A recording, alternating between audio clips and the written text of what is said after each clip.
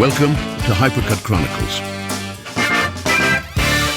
On June 30th, 1995, Judge Dredd, directed by Danny Cannon, hit theaters. Hollywood's take on the iconic British comic 2000 AD.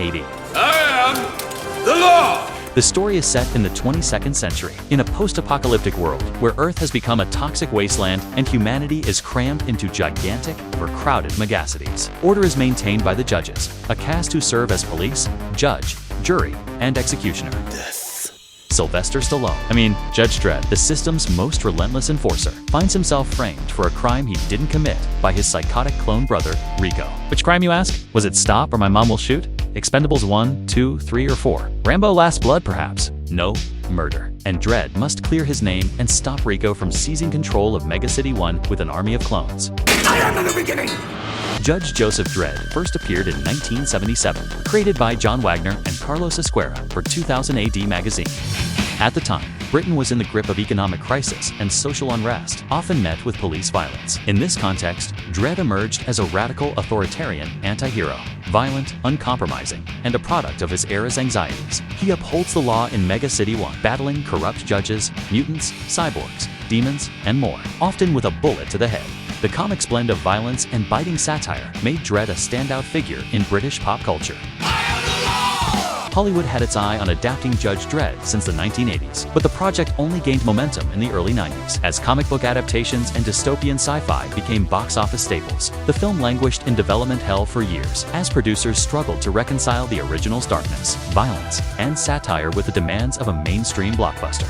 A parade of screenwriters worked on the script, including Stephen E. D'Souza, famous for 80s and 90s action hits like 48 Hours, Die Hard, and Running Man, as well as masterpieces of subtlety like Commando, The Flintstones, Street Fighter, and Tomb Raider 2. For the lead, Arnold Schwarzenegger was considered. No.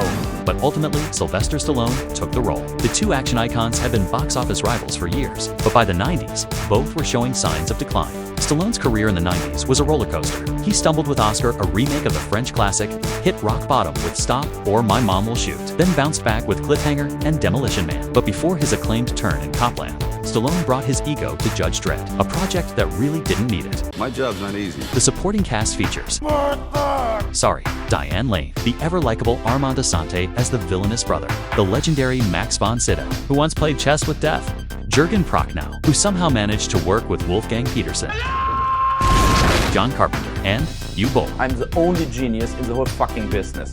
Goodbye. An impressive stunt. And, rounding out the cast, one of the most grating comedy actors of his generation, Rob Schneider. After playing annoying characters for 4 seasons on Saturday Night Live, Schneider diversified by playing annoying characters in movies, Demolition Man, Adam Sandler films, and, more recently, by being annoying in real life.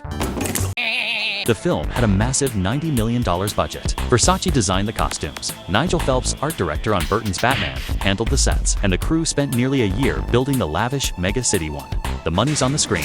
Action! Production, like development, was chaotic. Clashes between young British director Danny Cannon, a die-hard fan of the comic, and Stallone, who'd never heard of Dredd before signing on and wanted a broad action comedy, were frequent. Stallone eventually sidelined Cannon in post-production, recut the film for a PG-13 rating, and reshot scenes to add more Rob Schneider. But above all, the film made one disastrous, scandalous, criminal mistake. Judge Dredd takes off his helmet. In 45 years, Judge Dredd has never removed his helmet.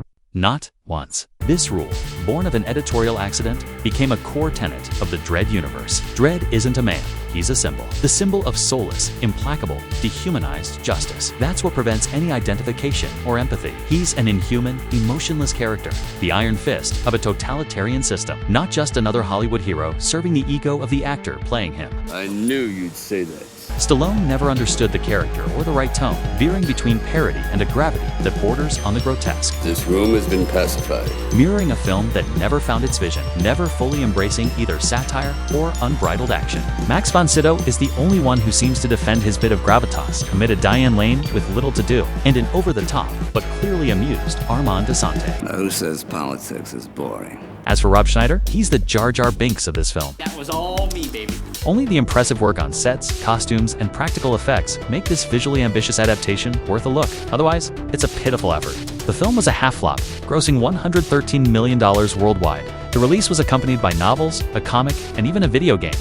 Danny Cannon swore never to work with a big movie star again, moving on to TV with shows like CSI and Gotham. Stallone later disowned the film, calling it the worst mistake of his career. Worse than Stop or My Mom Will Shoot. Seriously? Mommy, I don't want to be changed. I've gotta change you. And so ended Judge Dredd's big screen run. Released for 17 years, until the third marshal of the Rittermark, Eomer, aka Carl Urban, put the helmet back on. Fucking adorable. With a much smaller budget, Alex Garland's Dredd revived fans' hopes with a tight, explosive, and faithful adaptation. It too flopped at the box office, but gained cult status among action fans. Judgment time. Since then, the franchise has been dormant. Carl Urban has repeatedly expressed his desire to return to the role.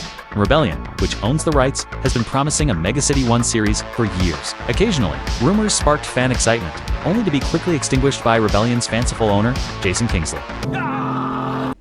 Interesting. Since his first appearance in 1977, Dredd has changed a lot. Under writers like John Wagner and Garth Ennis, the character's relationship to violence and satire evolved. He became a more conventional hero, less questioned for his actions, mirroring changes in our own society.